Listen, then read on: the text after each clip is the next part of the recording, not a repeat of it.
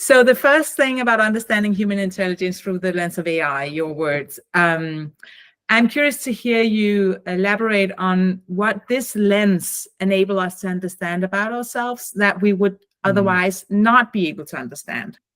I think I was reading, books like Superintelligence and seeing what people were saying in the previous wave of excitement around AI. One of my PhD students, Andreas Damiano, I think when he graduated, he was Greek and he knew I liked Greek legends. So he gave me a sort of book of Greek legend. And I was totally struck by the similarities between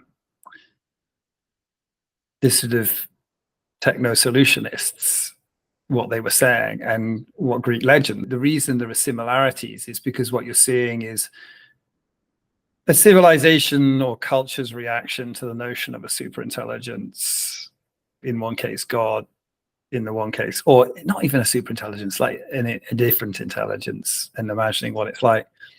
And so you see that at the beginning of the book where I'm saying, we embody this idea of God. This led me to think a lot about religion and how modern religion views the idea of another intelligence. And I did a lot of work with interfaith groups. We had these meetings at St. George's House from different religions: Orthodox Jews, Reformed Jews, Hindus, Muslims, different. And I think the commonality of the thing I admired about their way of thinking is that they introspect in the face of this other intelligence. Whereas I think what you see more in the sort of Greek legends, which are a lot of fun, but the gods have these very human behaviors. It's almost like, oh, this is what I would do if I'd have that power. So, particularly like around Zeus, it's that's just typical male bad behavior, And it's almost like, well, I'll definitely be a bloke with a beard, and definitely kind of Zeus seems to try to have sex with everything that moves and then hide it from his wife. So it's just like, this is a sort of quite a base form of human behavior. And I think the interesting thing that modern religions do in the areas I admire is they try and lift the thinking. And actually at the heart of that is this sort of acknowledgement of weakness at the heart of the human, very often, particularly in the Abrahamic religions. And I suppose it made me realize that a route to trying to move the conversation somewhere more productive was to try and rapidly follow that path and shift from narcissism to introspection.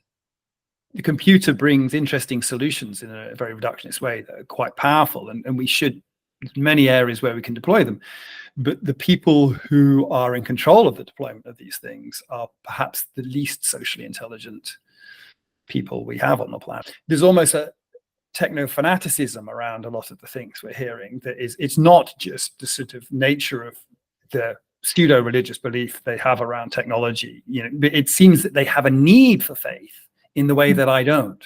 Yeah. And that the need for this faith is being replaced by this deep and fanatical belief in technology, in a way that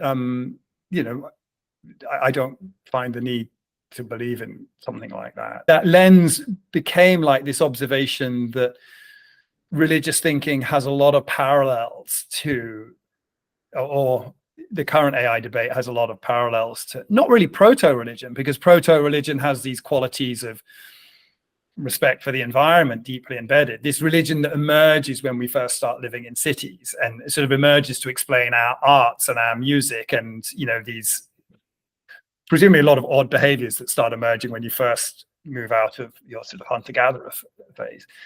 So not proto-religion, but this sort of early organized religion is what it feels more like to me. And that you're trying to sort of learn the lessons of how that evolved, which is these group of people thinking in the presence of, in inverted commas, other intelligence.